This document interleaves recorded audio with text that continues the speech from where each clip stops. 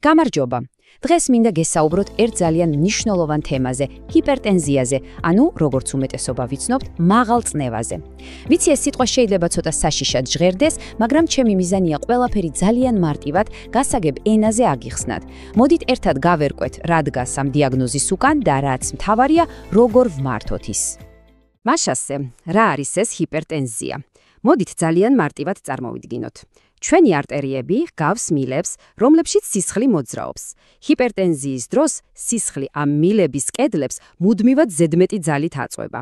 აი სწორედ ეს არის მაღალი წნევა. არა ერთჯერადი, არამედ მუდმივი მომატებული წნევა. აი, როცა წნევას იზომავთ, ხომ ხედავთ ორ რიცხვს, მაგალითად 120-80. მოდი, გავარკვიროთ, რას ნიშნავს თითოეული. პირველი, ანუ მაღალი რიცხვი არის სისტოლური წნევა. ეს ის წნევაა, რომელიც იქმნება, როცა გული იკუმშება და სისხლს მთელ სხეულში გადაისვრის. მეორე, დაბალი რიცხვი, დიასტოლურია. ეს წნევაა მაშინ, როდესაც გული კუმშვებს შორის ისვენებს, ანუ მოდუნებულია. ორივე ეს მაჩვენებელი ძალიან მნიშვნელოვანია ჩვენი ჯანმრთელობის შესაფასებლად.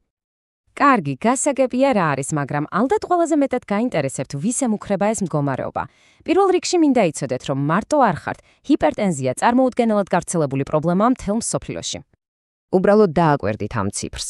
მსოფლიოს მოზრდილ მოსახლეობის თითქმის 40%-ს, ანუ ფაქტობრივად ყოველ მეორე მესამე ადამიანს აქვს მაღალი წნევა. ეს ძალიან დიდი რიცხვია და კიდევ ერთხელ გვაჩვენებს, რამდენად აქტუალურია ეს საკითხი.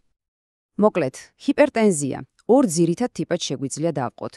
შემთხვევების აბსოლუტურ უმრავლესობაში, დაახლოებით 90-95%-ში საქმე გვაქვს პირველად ჰიპერტენზიასთან. ამ დროს კონკრეტული ერთი მიზეზი არ არსებობს. ის უბრალოდ დროთა განმავლობაში ვითარდება. გაცილებით იშვიათია მეორადი ჰიპერტენზია, რომელიც რაიმე სხვა პრობლემის შედეგია, მაგალითად თირკმლის დაავადების ან ფარისებრი ჯირკვლის პრობლემების. და რა ზრდის ამ პირველადი ჰიპერტენზიის განვითარების რისკს? ზოგიერთ ფაქტორს, რა თქმა უნდა, ვერ შევცვლით, მაგალითად გენეტიკას ან ასაკის მატებას. მაგრამ კარგი ამბავი ისაა, რომ ბევრი რამ პირდაპირ ჩვენს ხელშია. მაგალითად, ჭარბი წონა, მარილის გადაჭარბებული მიღება, ალკოჰოლის ხშირი მოხმარება და ფიზიკური აქტივობის ნაკლებობა, ეს ყველაფერი ის ფაქტორებია, რომლებზეც შეგვიძლია და უნდა ვიმუშაოთ. კარგი, ვიცით რა არის და რა იწვევს მას, მაგრამ ყველაზე მთავარი კითხვა ალბათ ესაა: როგორ მივხვდე, რომ მაღალი წნევა მაქვს? აი სწორედ ამიტომ არის მნიშვნელოვანი სიმპტომებსა და დიაგნოზზე საუბარი. და აი აქ არის ყველაზე მნიშვნელოვანი, რაც უნდა დავიმახსოვროთ. ჰიპერტენზიას ხშირად ჩუმკვლელსაც კი უწოდებენ, რადგან უმეტეს შემთხვევაში მას არანაირი სიმპტომი არ აქვს. შეიძლება წლების განმავლობაში გქონდეთ მაღალი წნევა და წარმოდგენაც არ გქონდეთ ამის შესახებ. სწორედ ამიტომ არის წნების რეგულარული კონტროლი ასეთი სასიცოცხლოდ მნიშვნელოვანი.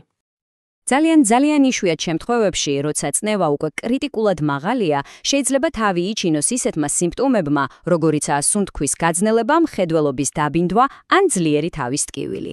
მაგრამ კიდევ ერთხელ ვიმეორებ, ამ სიმპტომებს არ უნდა დაველოდოთ, რადგან ისინი ძალიან იშვიათად და უკვე გართულებულ შემთხვევებში ვლინდება. მაშ როგორ სვამს ექიმი დიაგნოზს? პროცესი საკმაოდ მარტივი და უმტკივნეულოა. დიაგნოზისთვის საჭიროა წნევის რამდენჯერმე, სხვადასხვა დროს, მშვიდ მდგომარეობაში გაზომვა.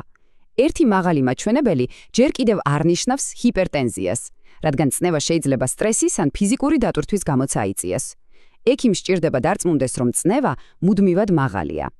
მოდით ახლა კონკრეტულ ციფრებში გავერკვეთ, რომ თქვენ თვითონაც შეძლოთ თქვენი მაჩვენებლების უკეთ გაგება. ეს დაგეხმარებათ სწორად შეაფასოთ სიტუაცია.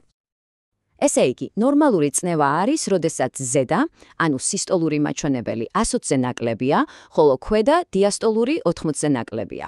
თუ თქვენი ზედა მაჩვენებელი 120-სა და 129-ს შორისაა, ქვედა კი ისევ 80-ზე ნაკლები, ეს უკვე მომატებულ წნევად ითვლება ერთგვარ გამაფრთხილებელ ზონად. ჰიპერტენზიაზე კი უკვე ვსაუბრობთ, როდესაც სისტოლური 120 ან დიასტოლური 80-ის ცდება. და აი მივედით ყველაზე მთავარ და იმედისმომცემ ნაწილამდე. ყველაზე კარგი ამბავი ისაა, რომ ჰიპერტენზიის მართვა ნამდვილად შესაძლებელია. მოდით ვნახოთ, რა გზები არსებობს და როგორ დგება ჯანმრთელობის მართვის გეგმა. მკურნალობა როგორც წესი რამდენიმე ძირითადი კომპონენტისგან შედგება. პირველი და აბსოლუტურად ფუნდამენტური ნაბიჯი ცხოვრების წესის შეცვლა. ხშირად მხოლოდ ესეც კი საკმარისია წნევის დასარეგულირებლად. მეორე კომპონენტია მედიკამენტები, რომლებიც საჭიროების შემთხვევაში ინიშნება. და ბოლოს ამ ყველაფრის გათვალისწინებით, თქვენს ექიმთან ერთად იქმნება თქვენთვის მორგებული ინდივიდუალური გეგმა. აი ეს ძალიან მნიშვნელოვანია, რომ გვახსოვდეს.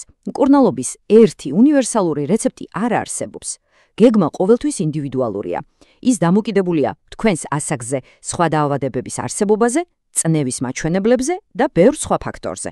ის, რაც ერთ ადამიანს ეხმარება, შეიძლება მეორესთვის საუკეთესო არჩევანი სულაც არ იყოს. დაიმახსოვრეთ, ამ გზაზე თქვენ მარტო არ ხართ. თქვენ და თქვენი ექიმი ხართ პარტნიორები, ერთი გუნდი. სწორედ ერთად მუშაობით, ღია კომუნიკაციით შეძლებთ შეიმუშაოთ საუკეთესო გეგმა, რომელიც იდეალურად მოერგება თქვენს საჭიროებებსა და ცხოვრების სტილს. მინდა რომ ეს კარგად გაიაზროთ. ჰიპერტენზიის დიაგნოზი განაჩენი არ არის.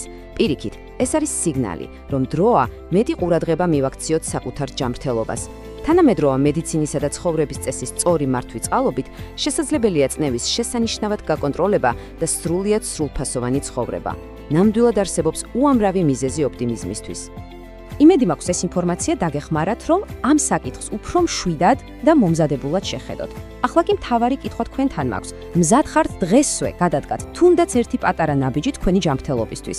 ეს შეიძლება იყოს უბრალოდ წნევის გაზომვა, ექიმთან კონსულტაციაზე ჩაწერა, ან თუნდაც 15 წუთიანი სეირნობა. მთავარია დავიწყოთ, რადგან თქვენი ჯანმრთელობა თქვენს ხელშია. მეტი საინტერესო ვიდეოს სანახავად, გამოიწერეთ არხი კურა მედიანა.